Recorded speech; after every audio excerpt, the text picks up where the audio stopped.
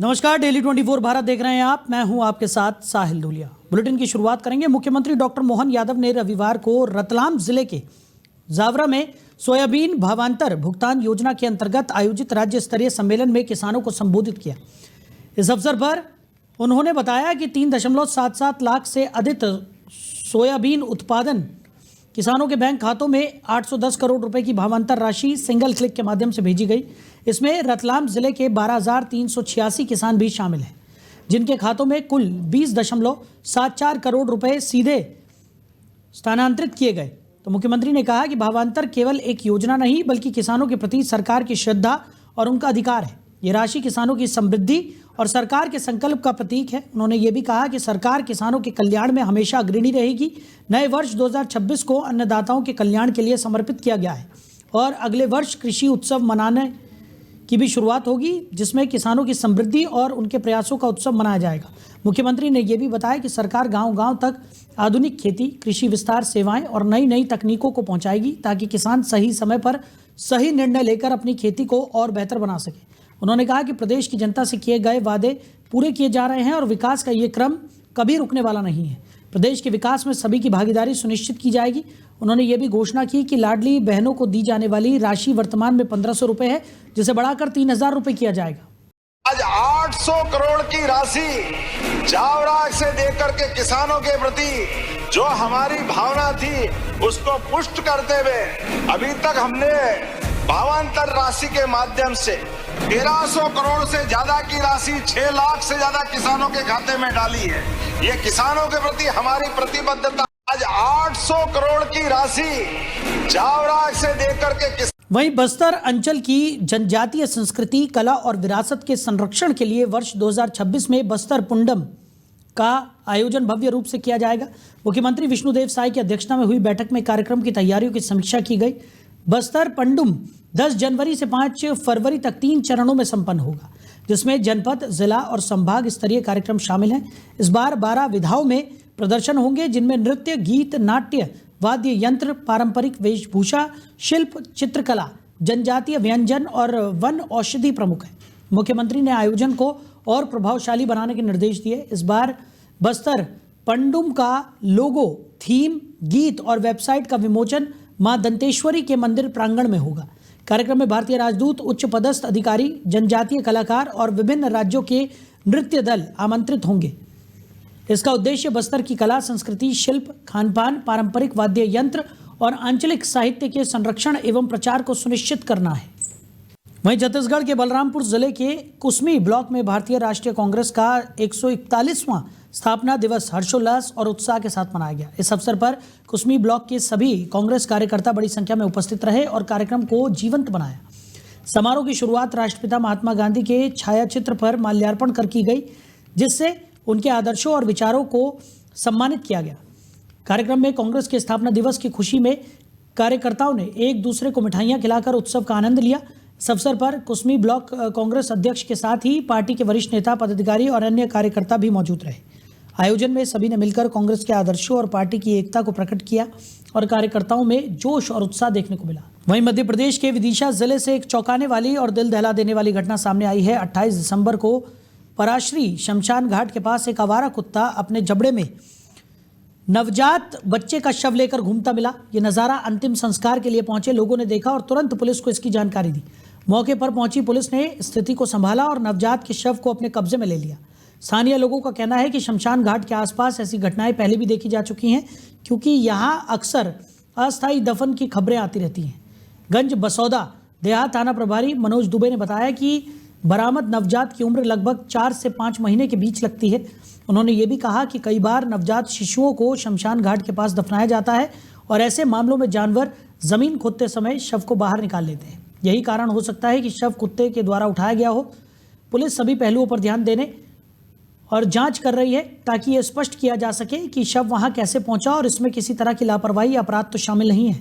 नवजात के शव को विधिवत दफना दिया गया है और आसपास के इलाके में लोगों से पूछताछ भी की जा रही है। प्रशासन ने इस मामले को गंभीरता से लिया है और आगे की कार्रवाई साथ ही जांच के निष्कर्षों के आधार पर की जाएगी। वहीं छत्तीसगढ़ में पूर्व मुख्यमंत्री भूपेश बघेल और पूर्व डिप्टी सीएम टीएस सिंहदेव की सनातन संस्कृति और कथावाचक धीरेन्द्र शास्त्री पर की गई टिप्पणी के बाद राजनीतिक हलचल तेज हो गई है।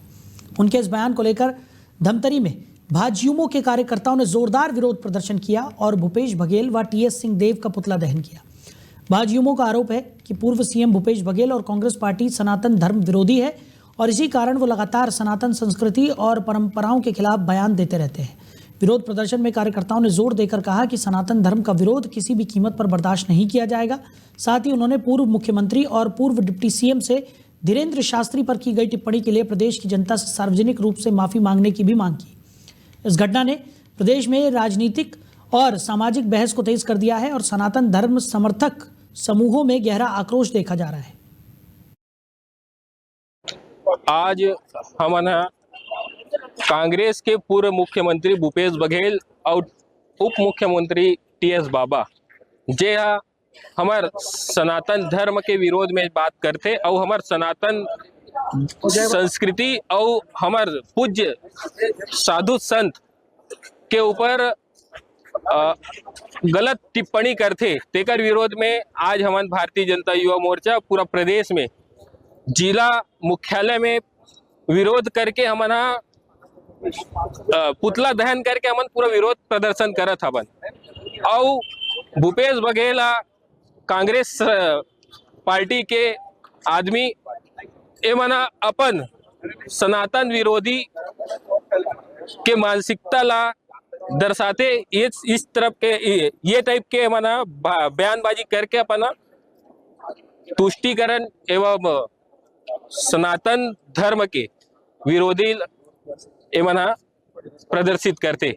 देखिए, पिछले दिनों जिस प्रकार कांग्रेस के कथाकथित विचार पुरुष भूपेश बघेल द्वारा बागेश्वर धाम सरकार के खिलाफ आपत्तिजनक टिप्पणी की गई, जिसके विरोध में आज पूरे प्रदेश भर में भारतीय जनता युवा मोर्चा द्वारा पुतला दहन किया गया है। और भारतीय जनता युवा मोर्चा का यह स्पष्ट मत है कि जो सनातन संस्कृति के खिलाफ, सनातन धर्म के खिलाफ, बागेश्वर बाबा के खिलाफ इस प्रकार का आपत्तिजनक टिप्पणी करेगा, उसके विरुद्ध में भारतीय जनता युवा मोर्चा पूरे प्रदेश भर में अपने युवा साथियों के साथ उग्र आंदोलन करती रहेगी।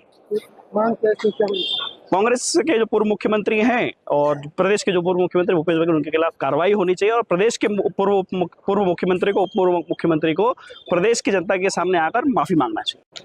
आज हमारा कांग्रेस के पूर्व मुख्यमंत्री भूपेश बघेल और उप मुख्यमंत्री टीएस बाबा जे हमार सनातन धर्म के विरोध में बात करते और हमार सनातन।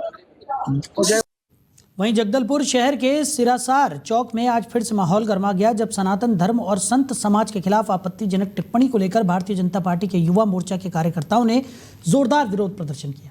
प्रदर्शन में कार्यकर्ताओं ने पूर्व मुख्यमंत्री भूपेश बघेल और पूर्व डिप्टी सीएम टीएस सिंहदेव का पुतला दहन किया और नारेबाजी करते हुए अपना रोष व्यक्त किया। प्रदर्शनकारियों का कहना था कि कांग्रेस नेताओं की ये टिप्पणियां सनातन परंपरा और संत समाज का अपमान है, जिसे किसी भी हालत में बर्दाश्त नहीं किया जाएगा। युवा मोर्चा के पदाधिकारियों ने चेतावनी दी कि अगर इस तरह की बयानबाजी पर तुरंत रोक नहीं लगाई गई तो आगामी दिनों में आंदोलन और भी तेज किया जाएगा। इस दौरान पुलिस बल भी मौके पर तैनात रहा और स्थिति को नियंत्रित करने के लिए निगरानी बनाए रखी गई। प्रदर्शन में भारी संख्या में युवा शामिल थे, जिन्होंने अपने संदेश के माध्यम से यह स्पष्ट किया कि सनातन संस्कृति और संत समाज के सम्मान के लिए वो हर स्तर पर आवाज उठाते रहेंगे। जैसा कि हिंदू विरोधी, सनातन विरोधी कांग्रेस पार्टी और उसके नेता लगातार सनातन धर्म का, हिंदुओं का अपमान करते आए हैं। कभी ये राम की अस्तित्व पर प्रश्न चिन्ह उठाते हैं तो कभी साधु संतों का अपमान करते हैं। आज फिर से कांग्रेस के नेता भूपेश बघेल और टीएस सिंहदेव के द्वारा हमारे सनातन विरोधी अपमानजनक टिप्पणियां की गई है और हमारे साधु संतों को इन्होंने का अपमान किया है, ढोंगी जैसे शब्दों का उपयोग किया है। सनातन धर्म और हिंदू समाज इनका पुरजोर विरोध करता है, भारतीय जनता पार्टी इनका पुरजोर विरोध करती है। हमारे प्रदेश के अध्यक्ष राहुल टिकरिया जी के निर्देशानुसार पूरे प्रदेश के सभी जिलों में आज कांग्रेस पार्टी के नेता भूपेश बघेल और टीएस सिंहदेव का पुतला दहन किया है। भारतीय जनता युवा मोर्चा प्रदेश नेतृत्व के आह्वान पर जगदलपुर जिला मुख्यालय में भूपेश बघेल और टीएस सिंहदेव का पुतला दहन किया गया। जिस प्रकार भूपेश बघेल ने साधु संतों का अपमान किया है और जो बागेश्वर धाम सरकार, जिनके लाखों करोड़ों अनुयायी है, उन पर जो टिप्पणी की है जिसके कारण सिर्फ हमारे जो बागेश्वर धाम जी का अपमान नहीं हुआ, इसमें लाखों करोड़ों जो उनके जो आस्था से जुड़े हुए लोग, जो उनके अनुयायी हैं, उन सभी का अपमान है। जैसा कि वहीं कोरबा के पावर हाउस रोड स्थित एसएस प्लाजा में आज सुबह अचानक भीषण आग लग गई, जिसने पूरे इलाके में हड़कंप मचा दिया। आग सबसे पहले पद्मिनी ज्वेलर्स के ऊपर की दुकानों में लगी और देखते ही देखते पास पड़ोस की कई दुकानों में फैल गई। आग इतनी तेज थी कि अब तक इसे पूरी तरह काबू में नहीं किया जा सका है। आग फैलने के खतरे के कारण दुकानदार और स्थानीय लोग अपनी दुकानों से कीमती सामान बाहर निकालने में जुट गए। कुछ दुकानों की छत और ढांचा गिरने की खबरें भी सामने आई हैं, जिससे स्थिति और भी गंभीर हो गई है। सूचना मिलते ही सीएसईबी की डीएसपीएम इकाई की फायर ब्रिगेड मौके पर पहुंची और आग बुझाने का प्रयास शुरू कर दिया। इसके साथ ही जिले के अन्य उपक्रमों से अतिरिक्त फायर ब्रिगेड बुलाई जा रही है। दमकर्मी लगातार आग पर काबू पाने में जुटे हुए हैं। प्रारंभिक जानकारी के अनुसार आग लगने का कारण शॉर्ट सर्किट बताया जा रहा है, हालांकि इसकी आधिकारिक पुष्टि अभी नहीं हुई है। उधर भोपाल में अपराध पर नियंत्रण और बदमाशों पर शिकंजा कसने के उद्देश्य से पुलिस द्वारा एक विशेष अभियान चलाया गया। इस अभियान के तहत राजधानी पुलिस ने निशातपुरा थाना क्षेत्र के करौंद स्थित अमन कॉलोनी में बने ईरानी डेरे पर बड़ी कार्रवाई की। देर रात सैकड़ों की संख्या में पुलिस बल और वरिष्ठ अधिकारियों ने ईरानी डेरे को चारों तरफ से घेर लिया और देश के विभिन्न हिस्सों में अपराधों में शामिल रहे कई आरोपियों को गिरफ्तार भी किया। पुलिस को बीते कई दिनों से लगातार सूचना मिल रही थी कि अमन कॉलोनी स्थित इस ईरानी डेरे में कई वारंटी और फरार बदमाश छिपे हुए हैं। इस सूचना के आधार पर पुलिस टीम ने सुबह करीब 3 बजे दबिश देकर ईरानी समाज के कुख्यात और इनामी अपराधियों को पकड़ने में सफलता हासिल की। कार्रवाई के दौरान कुछ स्थानीय लोगों और महिलाओं द्वारा पुलिस के कार्य में बाधा डालने और बलपूर्वक कार्रवाई रोकने का प्रयास भी किया गया। गिरफ्तार किए गए आरोपियों में कई दूसरे राज्यों के निवासी भी शामिल हैं, जिनकी तलाश विभिन्न राज्यों की पुलिस कर रही थी और जिन पर इनाम घोषित था। सभी गिरफ्तार बदमाशों को पुलिस अभिरक्षा में लेकर पूछताछ की जा रही है, जिससे कई अन्य मामलों के खुलासे की संभावना जताई जा रही है। वहीं सागर जिले के ढाणा क्षेत्र के पास स्थित हिलगन गांव में एक शेर का शव मिलने से इलाके में सनसनी फैल गई है। ग्रामीणों द्वारा शव देखे जाने के बाद तुरंत इसकी सूचना प्रशासन को दी गई। प्रारंभिक तौर पर आशंका जताई जा रही है कि शेर की मौत 1 से 2 दिन पहले हुई होगी। सूचना मिलते ही पुलिस अधिकारी और वन विभाग का अमला मौके पर पहुंचा और पूरे क्षेत्र को सुरक्षित कर लिया गया। वन विभाग के अधिकारियों ने मामले की गंभीरता को देखते हुए जांच शुरू कर दी है। फिलहाल शेर की मौत के कारणों को लेकर कोई स्पष्ट जानकारी सामने नहीं आई है। अधिकारियों का कहना है कि शेर के पोस्टमार्टम की रिपोर्ट आने के बाद ही यह स्पष्ट हो पाएगा कि उसकी मौत प्राकृतिक कारणों से हुई थी या फिर इसके पीछे कोई अन्य वजह है। घटना के बाद से आसपास के ग्रामीणों में दहशत और चिंता का माहौल बना हुआ है। वहीं दमोह शहर के न्यू दमोह इलाके में रविवार सुबह उस समय अफरा तफरी मच गई जब सीता बावली मुक्तिधाम मार्ग पर कचरे के ढेर में एक अज्ञात युवक का शव संदिग्ध हालत में पड़ा मिला। शव की स्थिति और युवक के दोनों हाथ गमछे से बंधे होने के कारण प्रथम दृष्टया हत्या की आशंका जताई जा रही है। घटना की खबर फैलते ही आसपास के क्षेत्र में सनसनी फैल गई और बड़ी संख्या में स्थानीय लोग मौके पर जमा हो गए। सूचना मिलते ही पुलिस अधीक्षक श्रुतकीर्ति सोमवंशी स्वयं घटनास्थल पर पहुंचे और हालातों का जायजा लिया। उनके साथ कोतवाली थाना प्रभारी मनीष कुमार, देहात थाना प्रभारी रचना मिश्रा, बजरिया चौकी प्रभारी राकेश पाठक सहित भारी पुलिस बल मौजूद रहा। अधिकारियों ने घटनास्थल का गहन निरीक्षण किया और आसपास के लोगों से पूछताछ की। पुलिस को मृतक के शरीर पर कई चोट के निशान मिले हैं, जबकि तलाशी के दौरान उसकी जेब से कोई पहचान संबंधी दस्तावेज नहीं मिला, जिससे उसकी शिनाख्त नहीं हो सकी है। शव को कब्जे में लेकर पोस्टमार्टम के लिए भेज दिया गया है। तो पुलिस अधीक्षक ने बताया कि यह इलाका संवेदनशील माना जाता है और कुछ दिन पहले यहाँ सर्च अभियान भी चलाया गया था। मामले की गंभीरता को देखते हुए हर पहलू से जांच की जा रही है। फॉरेंसिक टीम, फिंगरप्रिंट एक्सपर्ट और एसएफएल को भी मौके पर बुलाया गया है ताकि साक्ष्य जुटाए जा सके। सुरक्षा को ध्यान में रखते हुए क्षेत्र में लगे सीसीटीवी कैमरों की मदद ली जा रही है और आगे सुरक्षा व्यवस्था को और मजबूत करने की योजना भी बनाई जा रही है। पुलिस का कहना है कि जांच पूरी होने के बाद ही घटना के असली कारणों और इसमें शामिल लोगों का खुलासा हो सकेगा।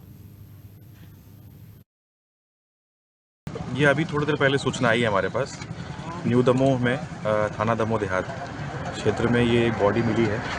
अभी इसकी शिनाख्त नहीं हो पा रही है और बॉडी पे जो प्राइमरी ऐसा लग रहा है कि इंजरी कुछ निशान दिखे हैं। बाकी पीएम करवाने के लिए टीम अभी यहाँ आ रही है। फोरेंसिक को और फिंगरप्रिंट को भी बुला लिया गया है और अभी मौके पर हम लोग जो भी साक्ष्य मिल रहे हैं उनका संकलन कर रहे हैं और विवेचना शुरू कर रहे हैं। अभी जैसे इसकी शिनाख्त होती है वैसे बहुत सारी चीज़ें और क्लियर हो जाएंगी। सर क्या लग रहा है?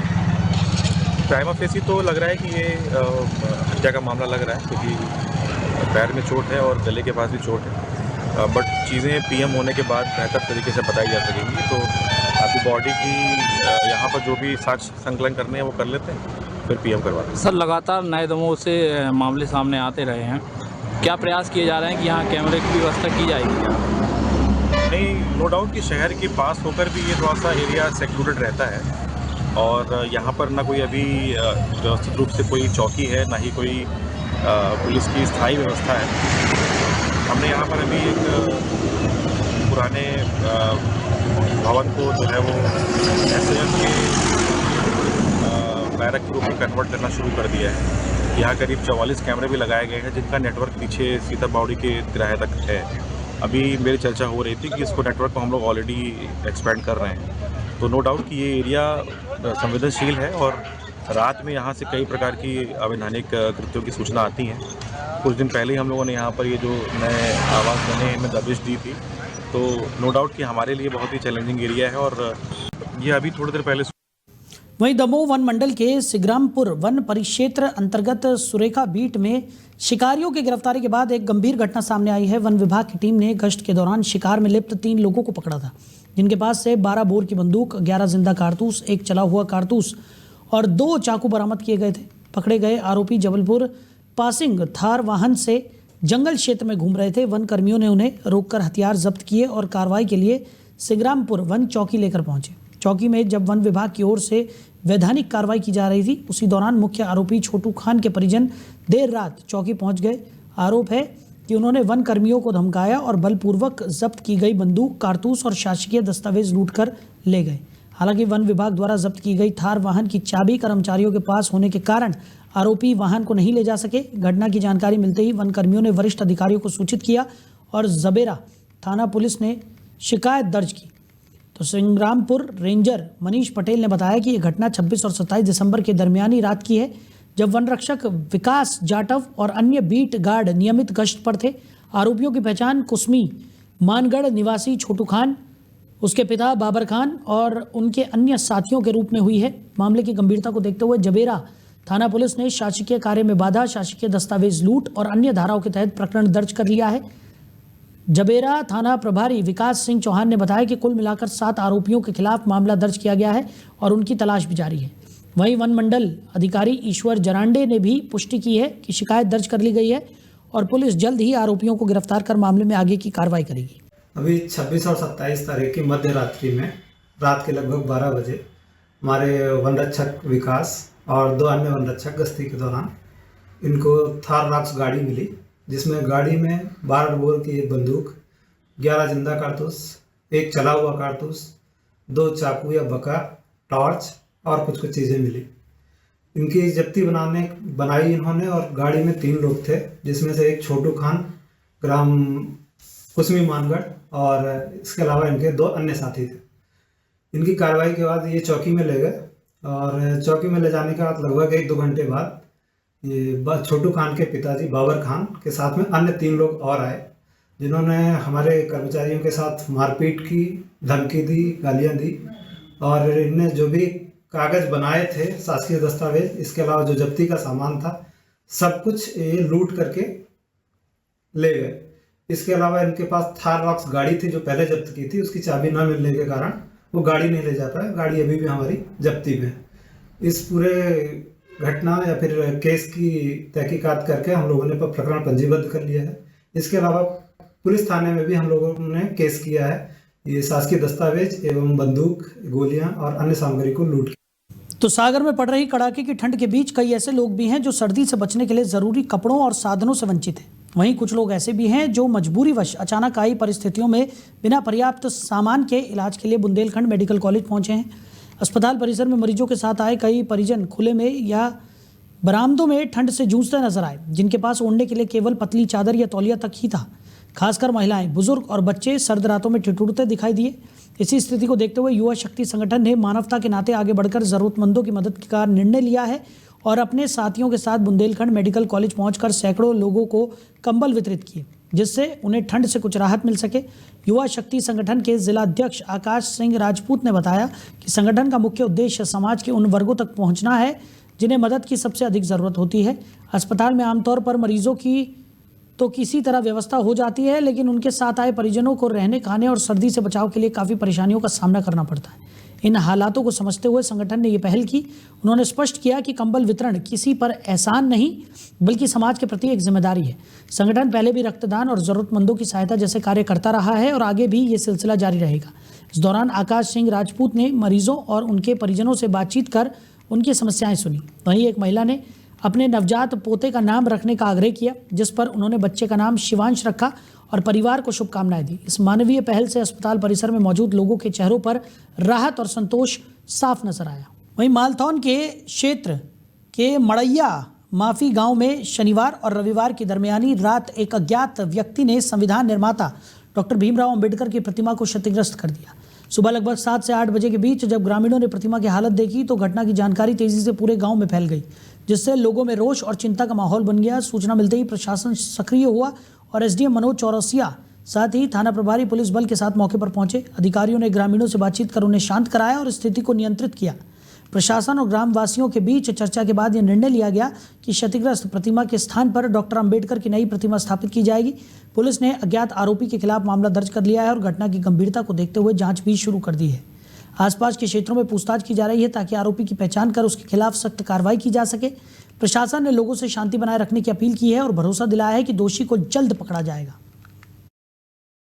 हाँ, मड़ैया माफी गांव में रात में कुछ किसी असामाजिक तत्व ने बाबा साहब अम्बेडकर की मूर्ति, जो कि एक छोटे से पार्क में सड़क किनारे में लगी हुई है, उसको किसी ने खंडित किया है और असामाजिक तत्व खंडित करके वो गायब हो गया है। इसकी हमने एफआईआर दर्ज कर ली है, पुलिस ने इसकी एफआईआर दर्ज कर ली है और विवेचना जारी है और बहुत जल्दी इसको पकड़ के उसको बिल्कुल सख्त से सख्त सजा देंगे उसको। सर, यहाँ पर भीड़ इकट्ठी, हाँ, अनुयायी जो है, हाँ, तो उनकी जो मांगे हैं कि अन्य मतलब 5 प्रतिमा और सारा हाँ, मतलब खंडित की गई, आज तक कोई कार्रवाई नहीं, कार्रवाई हो रही है इनकी। देखो, जिसमें एफआईआर दर्ज है उसकी अंतिम परिणति तो करनी ही है, आज नहीं तो कल वो पकड़ा जाएगा। लेकिन इसको हम आज जो घटना घटी है उसको हम प्राथमिकता से पकड़ लेंगे उसको, क्योंकि हमको कुछ इसका ट्रेस मिलने भी लगा है। इसके हमें कुछ प्राथमिक सबूत मिल भी रहे हैं, तो हम इसको बहुत जल्दी पकड़ लेंगे उसको, और इससे बाकी सब जगह भी उदाहरण मिलेगा कि इस प्रकार की घटनाएं का अंजाम नहीं देना। हाँ, तो फिलहाल इस बुलेटिन में मेरे साथ इतना ही। आप बने रहिए। नमस्कार।